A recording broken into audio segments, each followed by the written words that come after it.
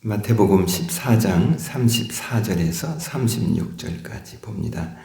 그들이 건너가 게네사렛 땅에 이르니 그곳 사람들이 예수이신 줄 알고 그 근방에 두루 통지하여 모든 병든 자를 예수께 데리고 와서 다만 예수의 옷자락에라도 손을 대게 하시기를 간구하니 손을 대린 자는 다 나음을 얻으니라. 아멘.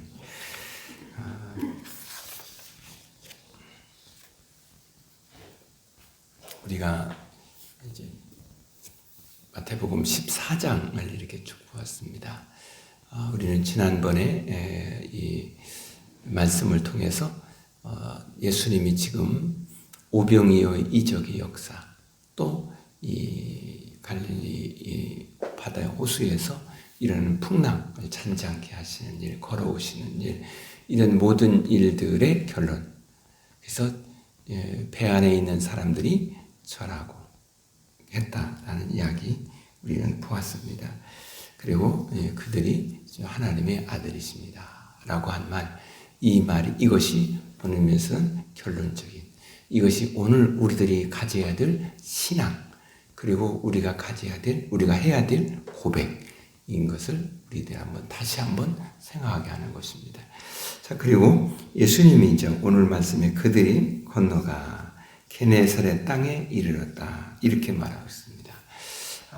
우리 이 말씀이 여기에도 이제 기록되어 있습니다만, 이게 어디도 또 기록되어 있냐면 마가복음과 요한복음에도 똑같이 이제 그 배를 타고 건너가는 장면이 기록되어 있습니다.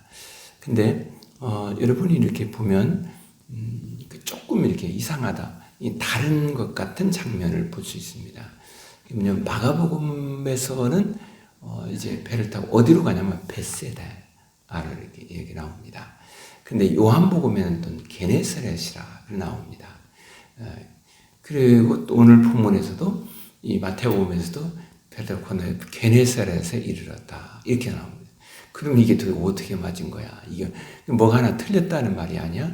그러니까 그 벳세다는 뭐고 게네사렛은 무엇인가? 이렇게 혼란스러울다라고 생각할 수 있습니다. 그런데 이건 이렇게 보시면 돼요. 우리가 예를 들어서 천안이라고 하십니다. 천안 하면은 목천도 천안이고 병천도 천안이고 성안도 천안이잖아요. 그렇죠? 그런데 이제 이것을 그냥 천안에 이르렀다, 이렇게 말할 수도 있고, 또 하나는 좀 더 구체화시켜서 병천에 이렇게도 말할 수 있잖아요. 틀린 것은 아니거든요. 그러나 이해를 잘못하면 아니 천안은 뭐고 또 병천은 뭐야, 이렇게 생각할 수도 있잖아요. 이렇게 개념으로 여러분이 이해하시면 되겠다라는 것입니다. 그러니까 이게 문제가 있는 것은 아니다라는 것입니다. 어쨌든 간에 이제 건너가서 게네사렛 땅에 이르렀습니다. 이제 그곳 사람들이 예수이신 줄을 알고, 예수님이 거기 오니까 벌써 예수님을 알아보고 있다는 이것입니다. 그러면 이들이 예수님을 이제 알아보는 중요한 동기는 무엇이었을까? 앞부분에서 예수님이 오병이어의 이적의 역사가 있잖아요. 5,000명이 먹었잖아요. 그러면 이 여자들도 이렇게 합치고 이렇게 하면 적어도 10,000명 이상이거든요. 당시에 이 10,000명이면은 상당히 많은 사람들이지 않겠어요?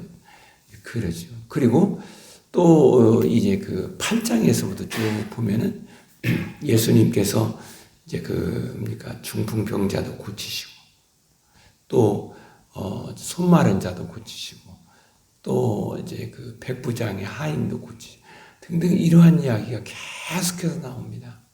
계속 나와요. 자, 이 일로 인해 사람들이 예수님에 대한 소문을 들었겠죠. 예수님에 대한 소문을 듣는 거죠. 그래서 이제 그 사람들이 꼭 예수님을 가까이서 본 사람도 있을 것이고, 뭐 이렇게 좀 먼발치인 사람도 있을 것이고, 여러 가지가 현상이 있겠죠. 어쨌든 그들이 예수신 줄을 알아봤다라는 것입니다. 자, 그러면 이제 여기서 이 말씀, 말씀에서 우리가 좀 찾아서 보아야 될 것이 있습니다. 예수님을 알았어요. 그런데 어떻게 알고 있느냐라는 이야기를 오늘 본문을 통해서 우리가 좀 보아야 돼요. 자, 이 앞에서도 지금 이 배를 타고 제자들이 건너가는 장면에서 풍랑, 거센 바람으로 인해서 전진해 가지 못하고 힘들었었잖아요. 그래서 예수님이 이제 걸어오는 것을 보면서 내가 예수다, 나다, 이렇게 예수님이 말씀하시는 장면. 그리고 베드로가 나를 무리 명해서 무리로 걸어오게 하십시오. 이렇게 말을 했다 이 말이죠. 가다가 빠지는 거예요. 이제 그런 이야기. 그리고 오늘 본문에서도 사람들이 예수를 알본 거예요. 그런데 기억하고 우리가 생각해 봅시다. 예수를 어떻게 알고 있냐라는 거예요. 이게 중요하죠. 예수를 안다라고 말하는데 예수가 누구인지 어떤 분인지를 정확하게 알고 있냐는 거예요. 이게 지금 첫 번째 우리를 향한 질문이에요. 그러니까 우리도 이제 내가 누구를 안다라고 말하는데 그것이 일부만 알고 있었잖아요. 그 사람의 전부를 모르거든요. 그래서 우리 역시 이 본문에서도 지금 이들이 예수를 알아보고 몰려오는 거죠. 그런데 그들도 예수를 지금 다 모르고 있죠. 배 안에 있던 사람들, 제자들이잖아요. 그들도 예수를 다 모르고 있죠. 그렇다면 오늘 우리는 지금 이 시간 같이 하나님의 말씀을 들으면서 새벽에 나와 기도하는 여러분은 어떤가요? 여러분은 예수를 다 정확하게 알고 있다고 생각하시나요? 자, 그러면 이걸 반대급부로 생각합시다. 나는 예수를 잘 다 몰라. 그런데 예수님은 나를 정확하게 알아요. 그러면 이 말씀에서 우리가 찾아서 생각해 봐야 될 것이 있어요. 지금 나는 예수를 아는 이 사람들은 예수가 능력을 행해서 병도 고치고 하는 것 이렇게 알고 있는 거예요. 그런데 그 예수가 누구입니까? 그 예수는 우리를 죄에서 사망에서 구원해 주시러 오신 분이에요. 이렇게 아는 분이 몇 명이나 될까? 라는 이야기입니다. 다시 말해서 지금 내가 필요한 것, 내가 지금 몸이 아파요. 이 몸이 아픈 이 병을 고침을 받기를 원하는데 예수가 고쳐주신다. 내가 지금 내 육신적인 그러한 결핍, 이게 지금 해소되기를 원해요. 그런데 그것을 예수가 해소하고 해결해 주신다. 그렇게 알고 있어요. 그런데 내 영혼이 진짜 필요한 게 뭘까요? 죄에서 구원받는 겁니다. 하나님과의 관계 회복되는 것입니다. 이 예수님이 나를 죄에서 사망에서 나를 생명으로 구원해 주시는 분으로 그렇게 알고 그렇게 믿고 이게 예수를 아는 게 아닐까요? 그렇지 않습니까? 우리 모두요. 오늘 이 새벽에 우리 주님 앞에 내가 예수를 안다고 말하는데 어떻게 얼만큼 알고 있는지 예수님 제가 예수 그리스도를 좀 더 바르게 영적으로 알게 하시고 그리고 예수를 안다라는 이야기 속에서 우리가 차지해야 할 것은 나의 결핍을 차지해야 돼요. 내가 얼마나 지금 결여되어 있는지 내 영적 상태는 어떠한지 내가 예수가 없이도 살 수 있는지 이렇게 우리가 바르게 나를 알고 예수님을 알게 되면 예수님을 떠날 수가 없습니다. 그렇지 않겠어요? 예수 없이 내가 오늘 건강하게 산다는 것 그게 얼마나 복이 될까요? 예수 없이 내가 내 나름대로 이런 것을 누리고 산다 하면 그것이 내게 어느 만큼 나에게 진정한 행복을 가져다 줄까요? 예수님은 나를 정확하게 알기에 이 땅에 육신으로 오셨고 사람들이 예수를 환영하든 반대하든 어쩌든 그건 두 번째예요. 나를 위해서 십자가에 피 흘려 죽으셔서 하나님과 화해를 이루어 주시는 일, 그 일을 우리가 얼마나 필요한가를 아시고 그것이 내게서 절대적이 필요한 걸 아시고 오셔서 그 길을 가고 있습니다. 그 이야기를 지금 본문하고 있습니다. 그래서 예수인 줄을 알고 그 근방에 두루 통지하여 모든 병든 자를 예수께 데리고 왔다. 이렇게 말하겠습니다. 여기에서 통지했다라는 말을 우리가 유념해 봐야 됩니다. 이 통지했다라는 말은 어떤 말이냐면 사자, 그러니까 사람을 보내서 그에게 이것을 일일이 다 모든 사실을 알리는 것입니다. 그러면 이들이 알리는데 어떻게 알리겠어요?